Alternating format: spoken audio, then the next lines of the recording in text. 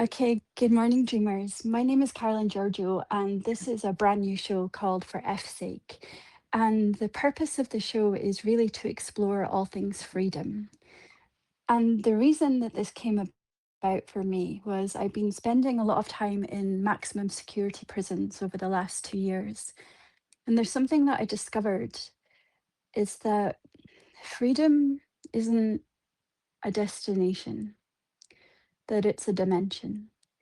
And for many of the men and women, particularly those who are serving long term sentences, some of them which can be 40 years plus, they were embodying a level of spiritual freedom greater than my own.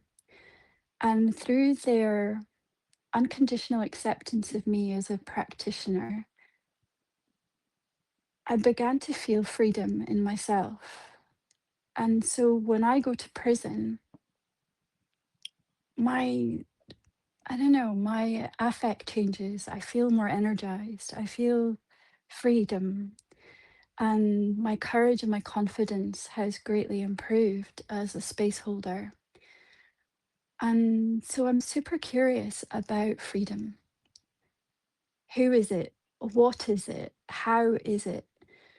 And I really want the space to be a place where we can be curious, where we can explore all the different facets, voices of freedom, and how there are so many incredible people out there who are embodying and supporting freedom in the people that they work with. And so that's really why I'm here today, and why I'm going to be here every Monday at 10 a.m. with someone else who's awesome, just chatting and learning and maybe discovering something new. So, without further ado, I would love to welcome my incredible first guest.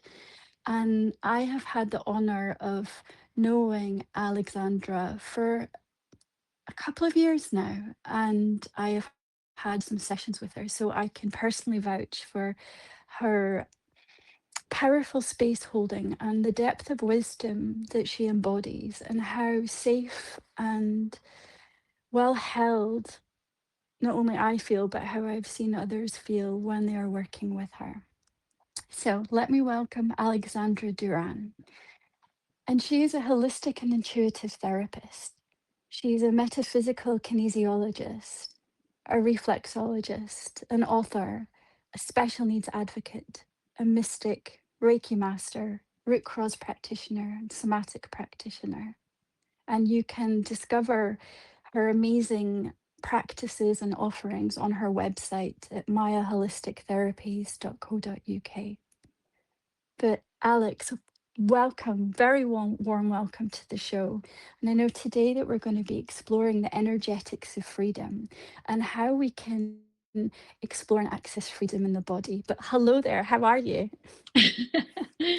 Thank you, Caroline. That's so beautiful. Thank you for introducing me with such a warm welcome in this space. I feel very honored to be here, and I loved the way you mentioned freedom. It's in another dimension, and that's an interesting concept. And you made me just wonder about that in this space. So I feel the my work on freedom, and since you raised that subject, even to ask me to be spoken about here, I've spoken to many friends and family, and everybody experiences freedom in so many different facets, as you say. Mhm. And for me, I there is something I came about last week as I'm experiencing freedom in my own body, is that it's a moment to moment sensation. It's a unclenching of the jaw.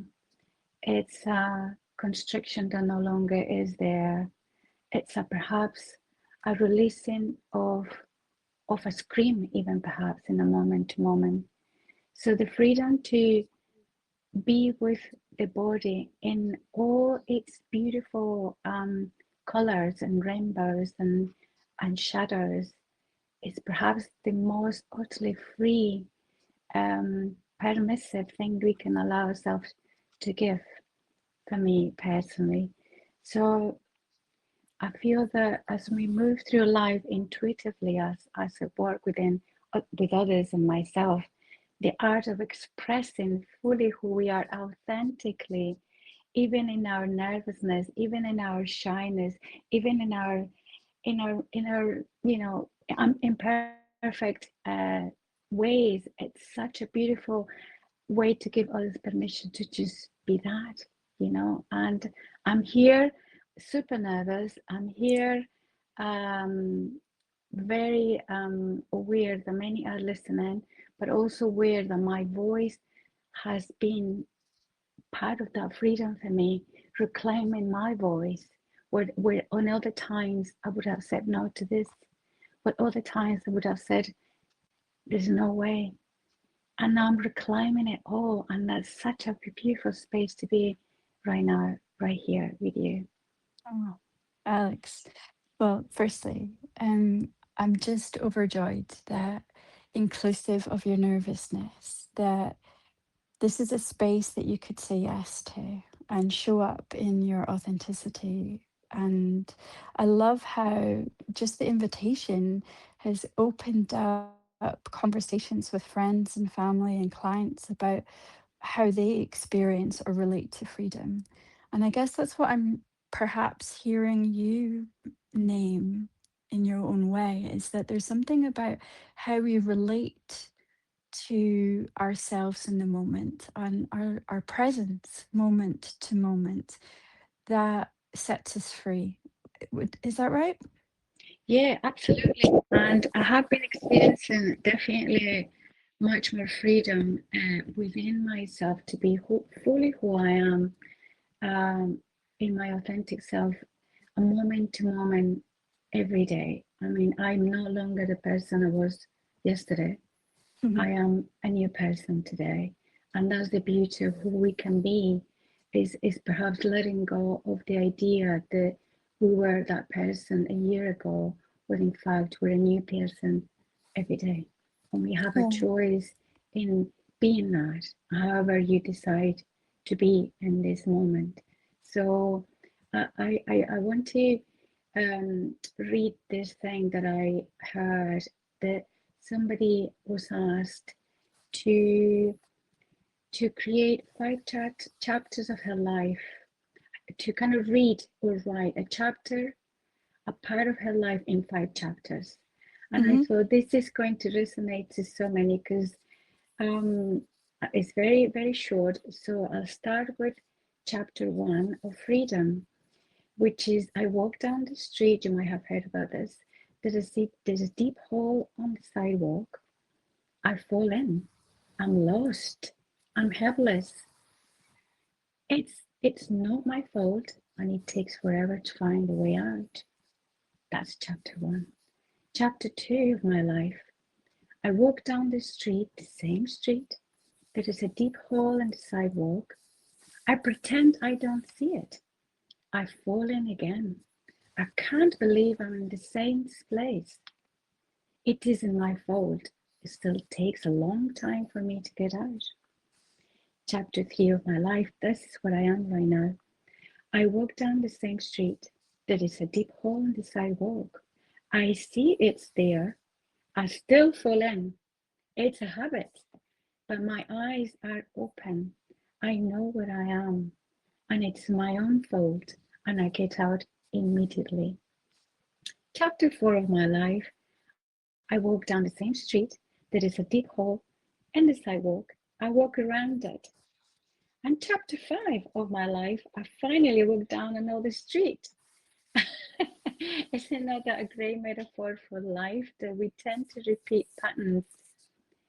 And then, but once we realize we have a responsibility to say, well, actually, yes, it's a habit. It takes a while to get out of the same spaces, but I can choose something different. I can take responsibility today, who I choose to become, who I choose to be, and that's free in itself, isn't it?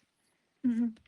So there's something about freedom and identity and freedom and choice. And And when I say responsibility, it's the ability to respond to what's happening in the moment, which kind of relates back to what you said earlier about, that moment to moment awareness of how I am, how things are. But maybe Yes, you could say a bit more about patterns and freedom in relation to that poem. We use it a lot in counselling training yeah. and in addiction work as well. It's a great map for people It to identify where they are on any given day. absolutely, and it's a great map. And as I said, I'm in chapter 3, so I know where I am at the, and when you know where you are, and listen, there is no judgment here. It's an awareness, as you say.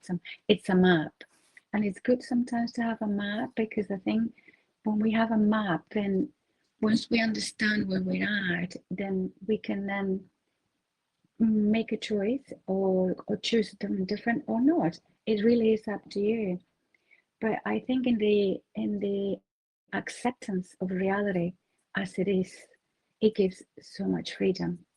Because when you accept things as they are, you no longer give power to a reality or to others, uh, to choose for you. So even though you can be in spaces that feel constricted on the outside, your soul has decided in this moment to accept that I'm no longer going to give that power to anybody, but my soul can expand. And I suppose that's what you're experiencing in prison cells, in a room where there is nothing but just yourself.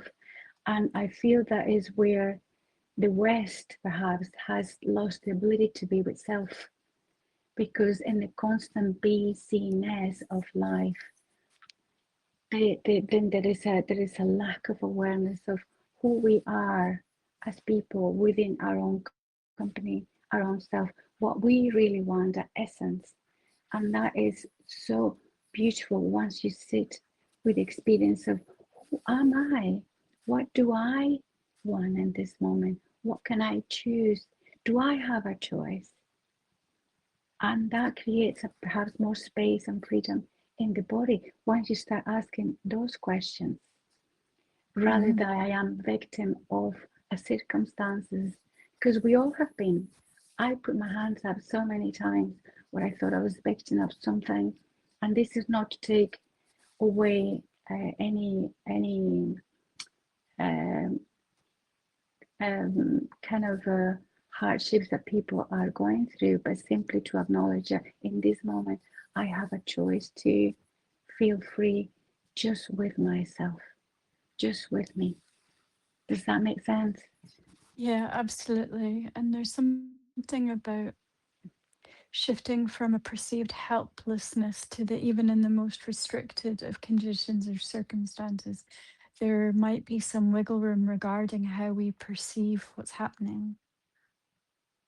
Yes, perception is definitely uh, a good um, a good start pondering. So perception and reframing. I love the word reframe a lot. When we reframe wording and language around certain events or situations, then we can loosen the grip. So we use Mhm. sometimes the words of stuckness, or and then what if the reframing the words, then we can allow ourselves to give permission to feel like, actually, what if the stuckness is actually giving us permission to see something slightly different? What if actually we're not stuck? Mm. But do you see, I feel that we use sometimes language, and sometimes a feeling, even in my sessions, less is more. Like I feel we're Mhm. sitting with presence, with however the body shows up. It could be that there is a pain there. What does the pain want to say? What if the pain wants to actually be heard and seen, and we haven't been really uh, given the time to offer that to those parts? So it gives an incredible um, openness to sit with presence in front of anybody, but with yourself, with all that is there in this moment, without having to try to change it, to fix it, to repair it, just sitting with all of it. I know it's not easy and I know it can be hard, but what if sitting with it is all it requires to just be okay with being sad, be okay with being angry, be okay with just have full laughter in full expression. And that Hmm. in itself, I mean, even reclaiming my own voice, I grew up in Colombia and then I moved to Spain and I was told many times my voice was not loud enough. So I've decided now that I have to use a microphone. So I didn't I thought I had to shrink because nobody could hear me, and now I was like, no, actually my voice has the place in the world, and I want people to hear it. How beautiful of that, that it feels free for me in this moment. Absolutely. Beautiful. So you mentioned something earlier about, it's not easy for many of us, particularly in the West. We're in chronic states of overproductivity, of a Mhm. pressure to perform or show up in certain ways, to meet expectations, and we're largely disconnected from our somatic intelligence, living sort of from the neck up. And, for an absolute beginner, you know, how can we support someone into a moment of presence? Because certainly in my sessions, many people make the presumption that unless they can be present for like hours at a time, they're not doing it right. Whereas for me, a moment of presence can be 10 seconds, and that is Yeah, beautiful. That's enough. That's yeah. more than enough. So, how might you suggest to a listener who's listening, hearing the wisdom, but maybe just doesn't even know where to start, how to do that? Well, here's an example of what I'm experiencing right now. So part of my body wants to say something and my head is something else in this moment. So I'm going to honor what my body wants to say with that question. And I'm going to bring a little bit of comedy into it because I feel that, as you said, we're so disjointed from the head down and up. So my body in this moment wants to say, what if you find something in this moment that you love doing? Perhaps turn the music up a little bit, find a song, a tune that you love, and start to move. What if something like walking on bare feet in the grass outside, even if it's freezing or it's cold, something that the head constantly says no, but the body's asking saying yes to it. So there is a conflict always between that, and that's why I'm loving so much. I'm going to mention. I know you mentioned about a book, the word surrender. Surrender to what life wants to get through you. So when I feel very tense in my body, I ask, or in my head most of the time, what is it that I need right now to help me get the loose of the grip of this tension? So I put the music up, or I start to breathe very, very loudly, like I place attention to my breath, or I start to tap myself. I use a lot of tapping in my body. It feels like I awaken my body. So finding the kind of asking the body, what is it that you have left to the side for so long that in this moment perhaps requires that you do it? Perhaps scream, perhaps a laughter that even feels ridicule, perhaps something out of character, perhaps that kind of aspect of bringing that imaginatory, that child mind into into it, more playfulness. Hmm. uh, that kind of aspect, I'll say, if that, that will get the head out of that space of you're not good enough, how dare you. That's the head space, isn't it? Constantly remind us that we're not doing enough, we're not speaking well. How dare you say that? You have no idea. And I laugh, so I simply laugh on myself, thinking, yeah, I hear you, I Okay. totally hear you. So there's something about not taking those internalized beliefs and patterns so seriously and bringing an element of play in. And for some people, that might be that they're able to turn some music up and move their bodies. For others, it might be that they just take a moment to notice how they're breathing without any expectation to change anything. It Mhm, might be a disruption of a pattern, perhaps even just rolling a shoulder up and mhm, round, mhm. forward and back, or backwards and forward. But just something that interrupts the moment to bring awareness to the body Yeah, can be the absolutely. first step to establishing a conscious relationship with it. Yeah, I agree, and that's probably why the work you do as well. When you listen to the landscapes you provide are so free as well, because you're lying there and having witnessed and experienced that in myself. Perhaps even if you don't have music on, remember that the body has its own rhythm and its own music within. So even if there is no such a music as you can hear it, there is internal rhythm in the body. That's Mhm. all we have an inner orchestra within ourselves. And that's when we tune into that, there is magic. There is so much magic inside. Once we allow yourself, as you say, maybe roll the shoulder, maybe unclench the jaw, maybe tighten the hands and then loosen them. All Mhm. of those simple things, or even just I love feet so much. So feet for me keeps us grounded. So feet on the ground, uh, feeling the feet on the ground helps that feel trigger my toes. Just as yeah, simple things. Um, then bringing that awareness to the body, isn't it?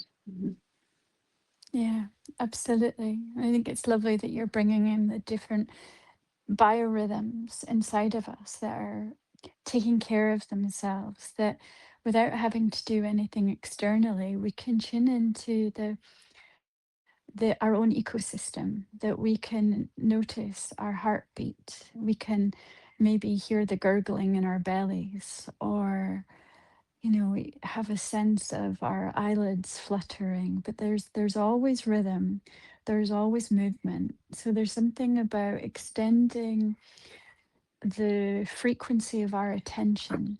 So, not necessarily to remove ourselves from our head, because it's such a incredible space and way of Mm-hmm. knowing, but to expand the bandwidth. Like, imagine we're like tuning into a radio station that also includes body. It's Yeah, not exclusively body, it's not exclusively mind. It's like it's a mix of both. absolutely, absolutely, and we need them both. Absolutely beautiful. Becoming more, uh, getting to know each other more. Getting to know someone like making friends with those parts, with all the parts, the head, the body, and each individual part of the body. I do feel the more I tune into clients, we all bring such a magic internally, as you say, the heartbeat, the inside of our gut. The moment you touch a toe and suddenly the whole body shivers. The moment you Mm, touch an ankle and suddenly your head feels that. The moment you touch a finger and then you feel it at the back of the shoulders. It's so subtle and yet so powerful. yeah. That we have all that magic within, and we can't forget that we're sitting in this pool of so much of consciousness, that when we surrender to that life force, then definitely it's a powerful state to be. And listen, this is a day-to-day work in progress by all means. I am human with many flaws and many. I feel like I'm still shedding. I'm going through many of my internal processes, but the freedom that I am to be that I can be in any given moment, it's truly powerful. Absolutely. And you mentioned the feet, and I know that you're a reflexologist and an incredible reflexologist at that. But I wonder, you'd mentioned grounding momentarily, but how else can the feet support us into freedom? Oh, wow, that's an interesting question. Well, the feet is such an unseen space. The feet are always covered in shoes.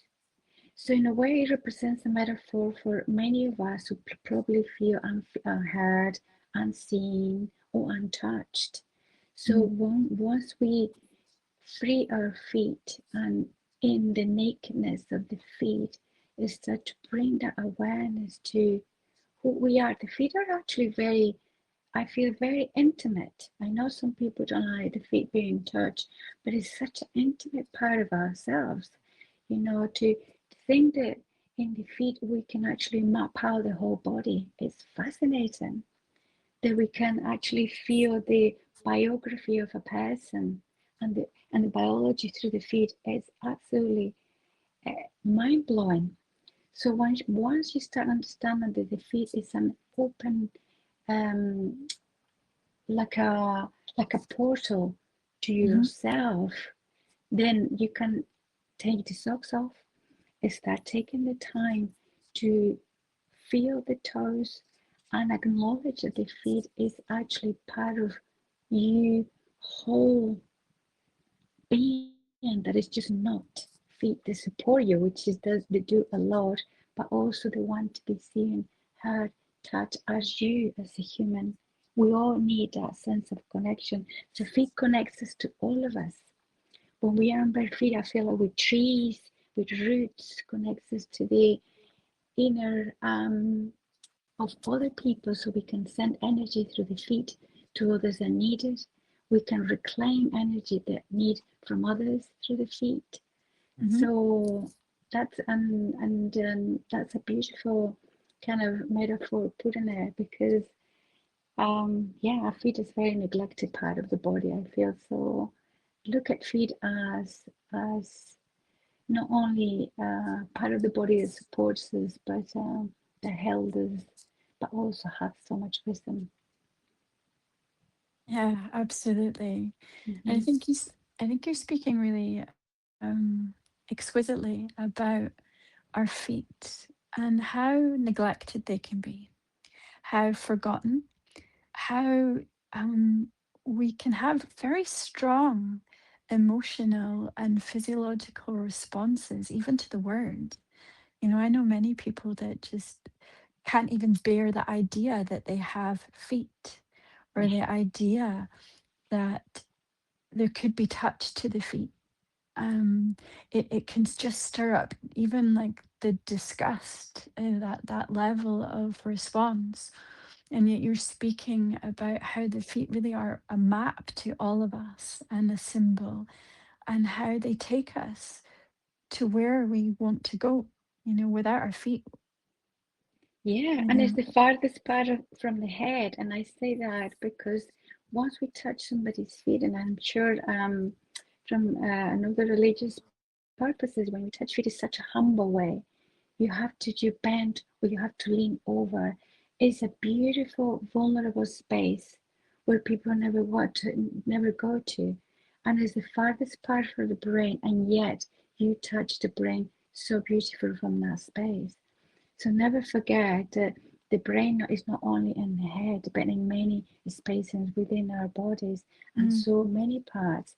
So we have to look at the body more from that multidimensional space, that everything is everywhere. yeah. Um, So what part of the foot represents the head? the toe, the big toe, but all of the toes really, but the big toe The big represents, toe. yeah, yeah, the big toe.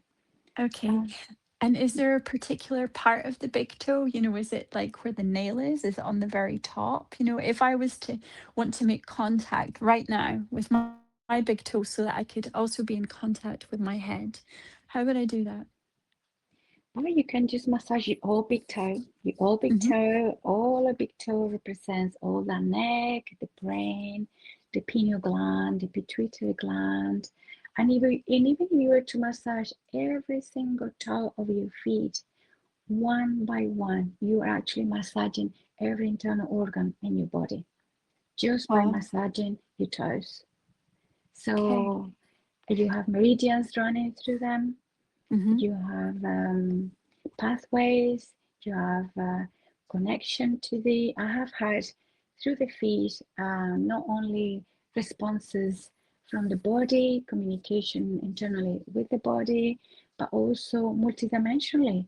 Sometimes they come to remind us that we're not just feet, we are also connected to the roots, to our ancestors that walk before Mm-hmm. you, to our um, and the underworld, So it's just a beautiful, beautiful way of looking at it. Okay.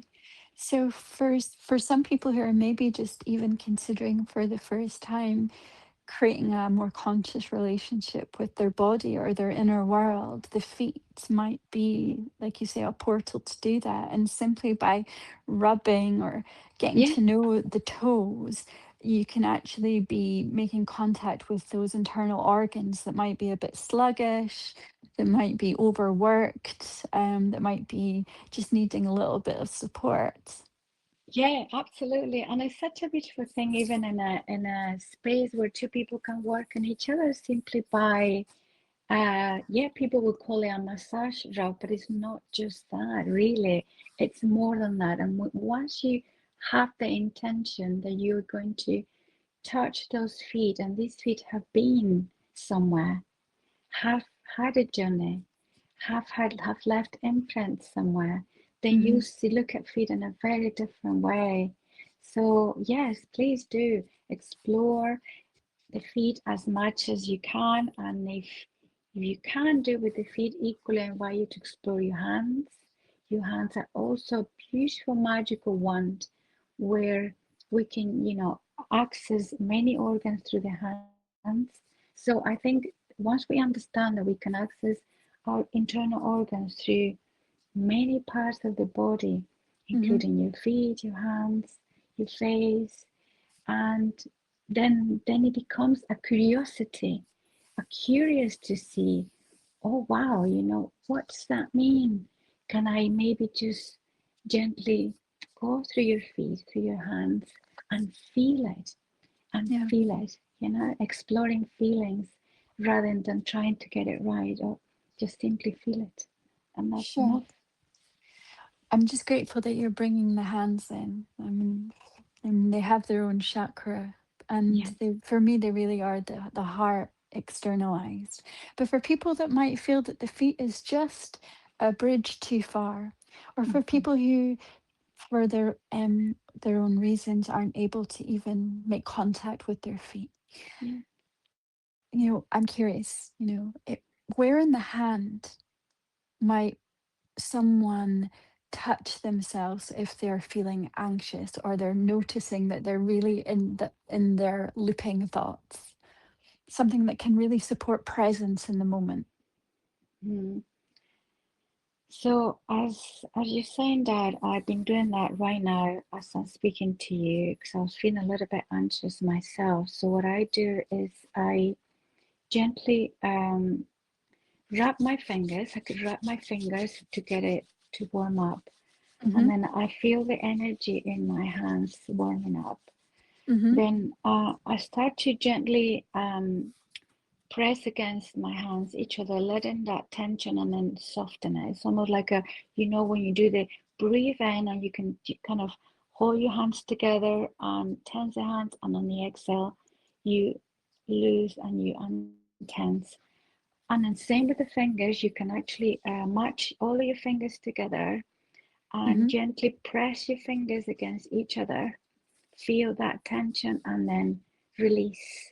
Hmm. And then that is, for me, it really helps that kind of sense of feeling that and then releasing it and feeling it and gently just massage each finger Hmm. um, with awareness that it's okay to feel anxious and it's okay, but then feel that tension within the hands releases a lot of um, tension within the shoulders, within the neck. So feeling that fingers against each other and releasing that. That's a powerful. It's very simple, really. I Yes, think simplicity is probably the best.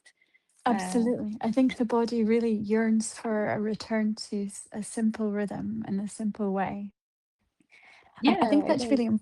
really important, particularly for those of us who really are disconnected from the body. And the idea of even turning our attention towards it might fill us with fear. It might be a dimension that has been traumatized, that the idea of doing anything bodily just it produces a survival reaction.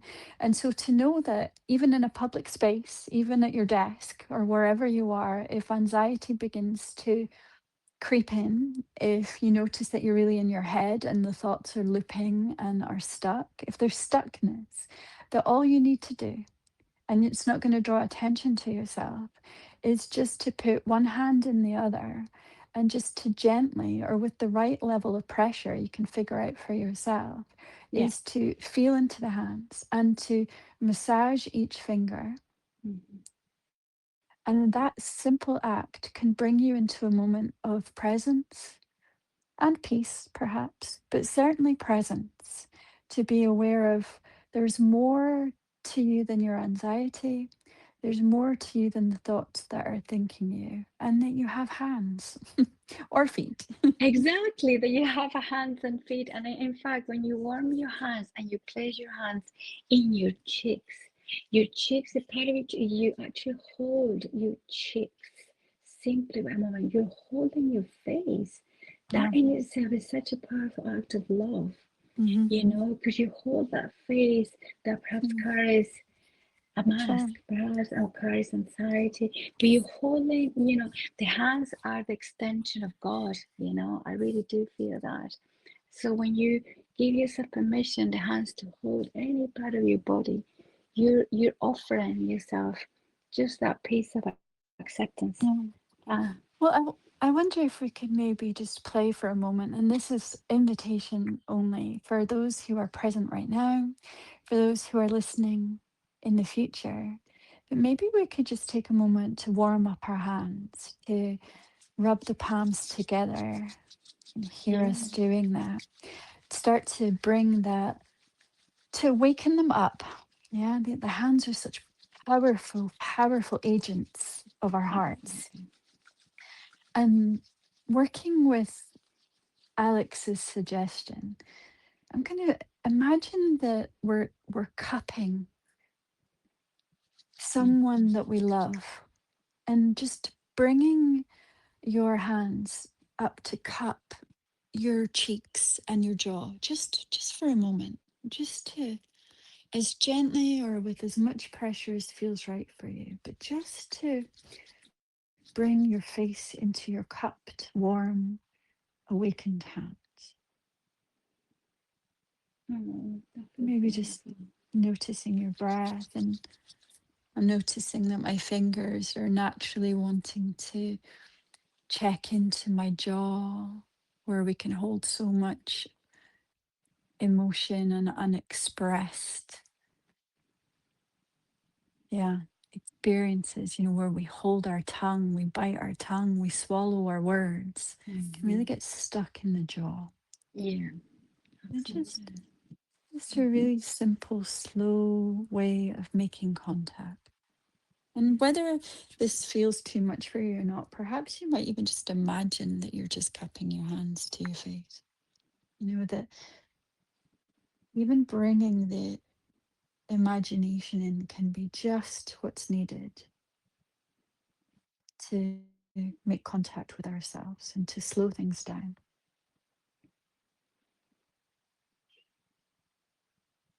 I'm feeling Mm. something settling inside of me. How are you doing, Alex? What's happening inside of your body right now?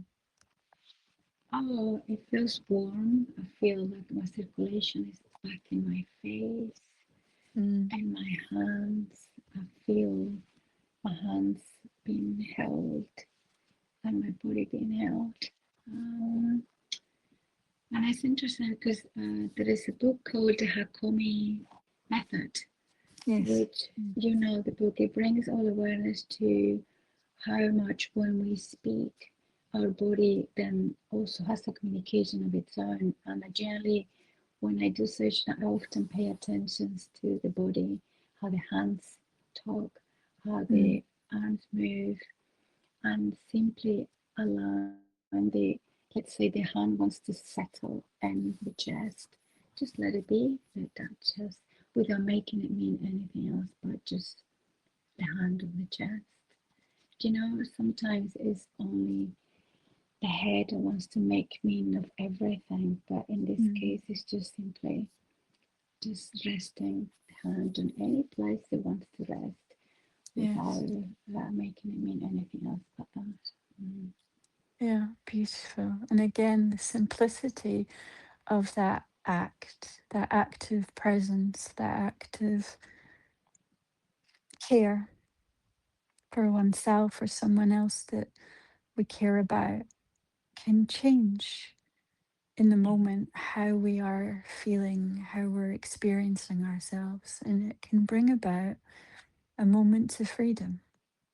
Yes. Yes. I love the way you word that. It's just it does because we tend to want to help others so much, but it starts with self, isn't it? It starts to the knowledge of how do I experience my body, myself in any given moment, right now, right here. Yes, Um, absolutely. The heart nourishes itself first before it sends out nourishment to the rest of the body. And it's such an important metaphor for giving and receiving that we can't pour from an empty cup. And that for many of us who are chronically giving and taking care of others with the best of intentions, yes. we can really be neglecting ourselves and not free within our position of kindness and caring. Yeah, absolutely. So even this talk video is completely self-care to me because Mm, in allowing myself, my voice, and my whole being to be here fully present with you is is truly freeing for me in this space. So thank you. yeah. Um, So mhm. just allow me to, because I haven't consciously done it yet, although I have been holding it in my heart and mind that how voice is such a pathway for you of reclamation and freedom, and just greatly honoring you bringing your voice into this space and helping me open this first conversation on freedom. I'm Yeah. I'm aware of clock time, as I have to be, and I'm also aware that as we're slowly toe dipping into the field, into the dimension of the body's knowing of somatic practice. And I wondered if you have a practice that you might like us to join you in, Alex, Mhm. as we have a little bit of time left on the show. Yes, yes, I did say I should. Meditation, just simply with presence, and then that's okay, we can do that. So, to the listeners, before I begin, just that I know everything offered here with my words is optional. You are always in control of your experience. You have a choice. So simply just find a position that feels kind to your body, perhaps seated or standing or lying down. There is no right or wrong way to be here. And if it feels okay, just allow your eyes to close or soften your gaze. And taking a slow breath in through your nose and easy breath out through the mouth. Let yourself arrive here, not by effort, but by permission.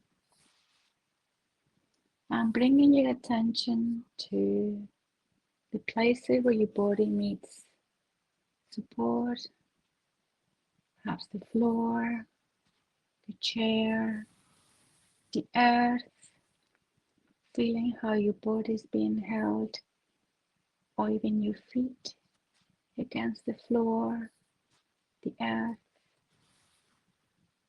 and gently remind yourself silently or aloud that you have a choice in this moment. I have a choice in this moment.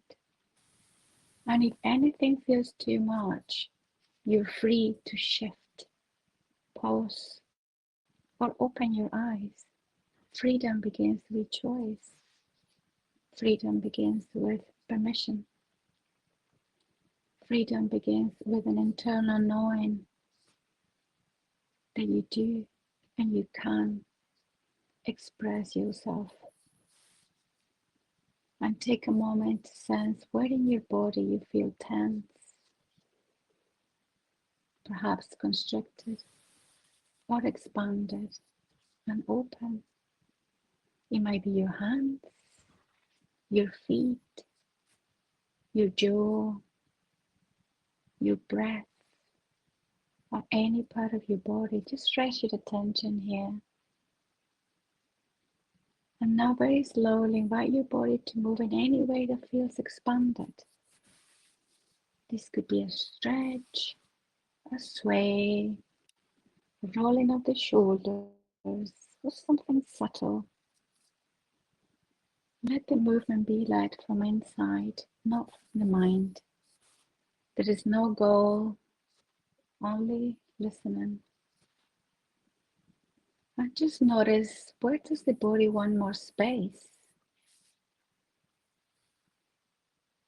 Where does it want softness?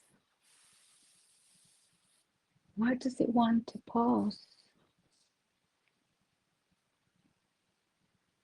Each movement is an expression of internal freedom.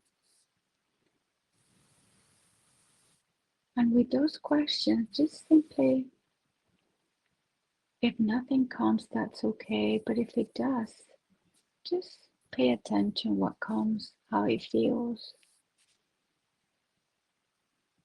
Bring your awareness to the edges of your body, your skin, your shape and space.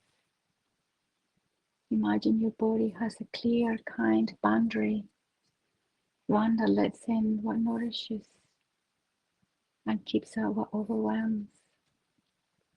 You might gently press your hands together or press your feet into the ground. Notice how it feels to meet yourself with your edges.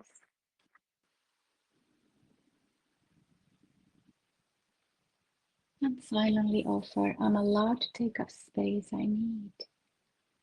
I'm allowed to take up the space I need. Let that land in the body, not the mind, if you can. Now bring your attention inward again. Is there any place in the body that feels tight, heavy, or stuck? We're not here to fix it. Just gently ask, what do you need right now? What do you need right now? Perhaps the answer is warmth, movement, breath, or simply presence. And as you breathe, imagine space around the sensation, not forcing it away, just giving it room. Freedom doesn't mean absence of sensation, it means allowing sensation to move and let the body settle in its own timing. Notice anything that feels even slightly more open, grounded, all alive.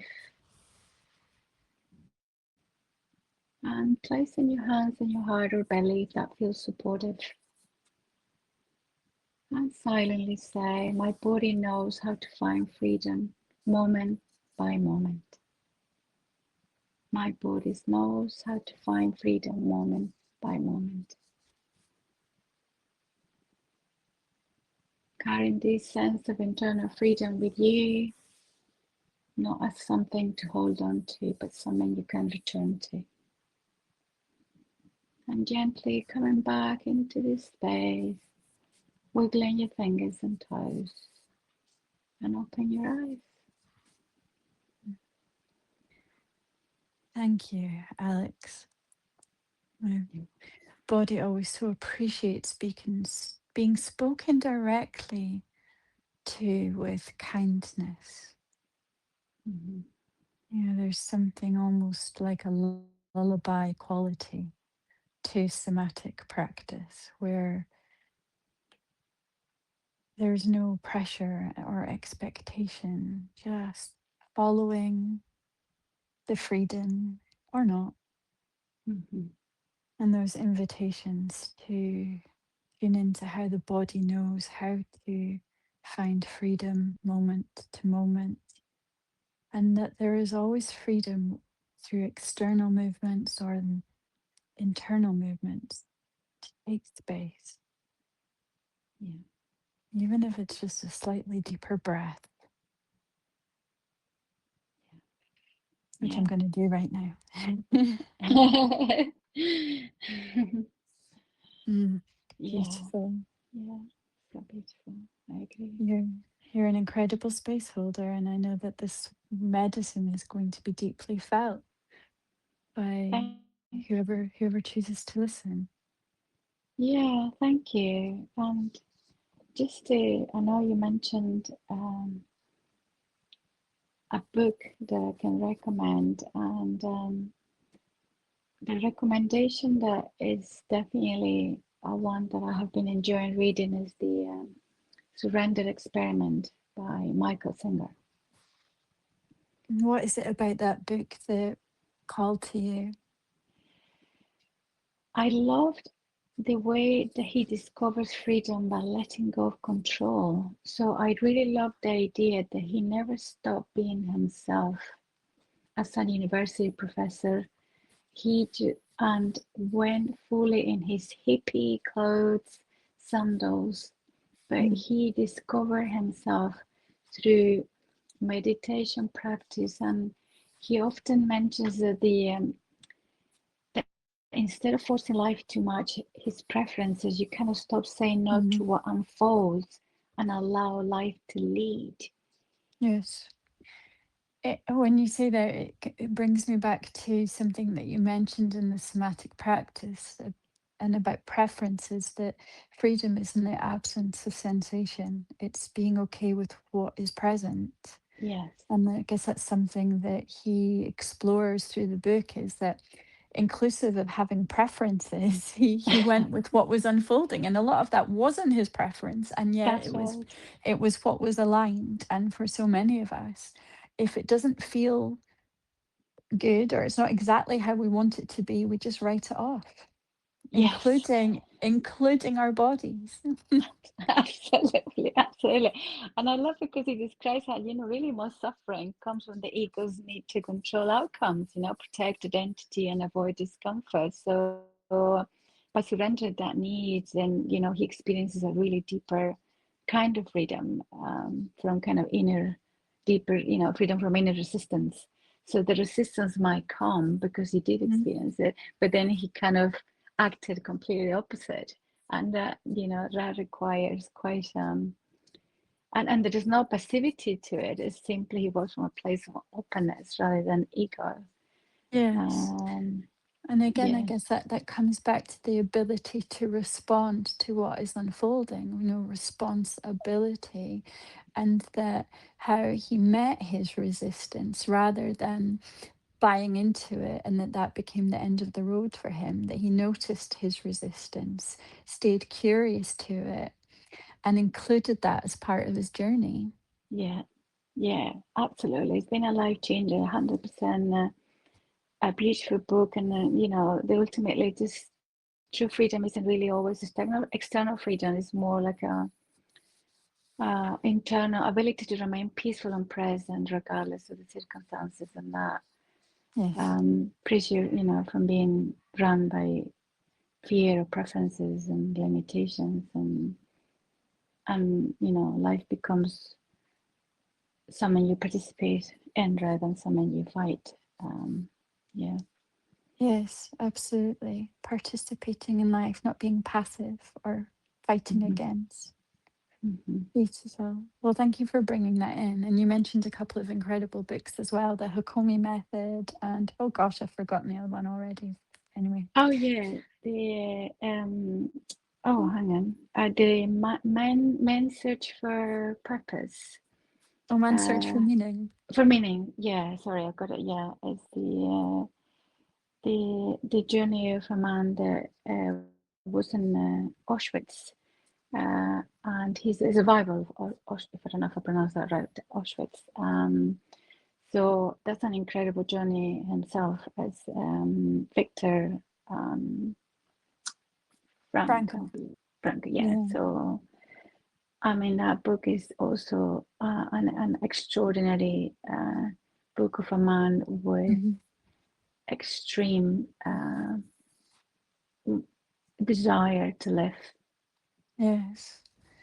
What I found Uh, fascinating about his, well, one of the many things about his incredible journey is his capacity to notice who would survive the camps and who wouldn't, simply by whether they had purpose in their suffering or not, whether yes, they had hope and could perceive that this was not pointless or hopeless. yes, Yeah, I just yes. thought, wow. I mean, to go Hmm. through something as horrendous and horrific as that, but for him to have that light inside of himself and to help the people that he did. Yeah. Yeah, oh, So absolutely. Yeah, again, even in the worst of conditions, in the most highly traumatized spaces, including our own body, that freedom is available to us. that's powerful. That gives It- me goosebumps all over as you say that. mm. Hmm. Hmm. Anyway, but thank you for bringing in those resources for those that maybe haven't heard of them or read them, or maybe have, and it's just a great reminder of maybe there was a nugget of gold in there for you. But we're just coming up to the last couple of minutes, and I'm just going to open the space. There might be a listener who has a question for Alex while she's here, and that's, you're more than welcome to come in if you do, to raise your hand. Um, I'm sure Alex wouldn't mind hanging out for a couple of minutes after the show if someone would rather that once the recording is stopped. But Yeah, if anybody would like to get in touch with Alex directly, you can follow her. You can go to her website, which is mayaholistictherapies.co.uk. And she also has, you also have an Instagram page and a Facebook page. Is that Maya Holistic Therapies as well, yeah, Alex? Remind me. It yes, it's is my holistic. Yeah. Hmm. amazing. And what we'll do is we will post up those details again so that you can follow that rabbit hole and maybe get to experience the power and wonder of Alex's work through her social media, through her website. So if you do want to make direct contact, you have a way to do that. But I wonder, Alex, is there anything else that you might like to say before we sort of close down the recording and say our farewells? Oh, well, I just want to thank you for inviting me here. It's been wonderful speaking to you. I do admire your work. I respect very much what you do. And I just want to say that as we move forward in the year, and this is the year of the horse, the fire horse, inviting um, perhaps um, if we were to think of one word or feel one word rather than think it in the body, just what would it be? And for me, in this space, it feels like connection and freedom and autonomy feels very much what what this year invites in, along with alignment. So if if if it feels sometimes uncomfortable and it feels hard to move through certain circumstances, always reach out for help and support. Mm, And because I feel that a lot of people struggle on their own, and I do feel that conversations are good to be had. I'm open to have conversations with people and to simply just listen to where they're at, and that's just simply a beautiful way to just be, you know. Yeah. Uh, Thank you, Alex. I just think mm, that's really a great reminder, that mm, we're alone together and that there are ways to reach out to others so that you're not isolated. And, I'm a host on a radio show inside a prison. And for me, radio is the heartbeat of the prison, that it's a connector. And, for Andy to hold the space for holistic radio so that we can tune in wherever we are to feel connection, I think is incredible, and it's a powerful medicine. So thank you yeah, for mentioning that, Alex. and thank you. Anyways, so what I'm going to do is I'm going to just end the recording. And then, if you wouldn't mind just staying on the line just for a moment or two, just in case someone might like to ask a question or say something that's not recorded. Is that okay for you, Alex? Yeah, of course, no problem at all. Thank you. Amazing. So I'll just officially thank everybody, present, future, who are listening, just for joining us in this really beautiful beginning to explorations into the dimension of freedom. And just thanking Alex for being an incredible first guest and for just offering so much magic and medicine in this last hour. And looking forward to our next conversation with the incredible Silva, who's an inner dance facilitator, an energy practitioner, next Monday at 10 o'clock. But there'll be more details to follow. Anyway, much love, dear dreamers.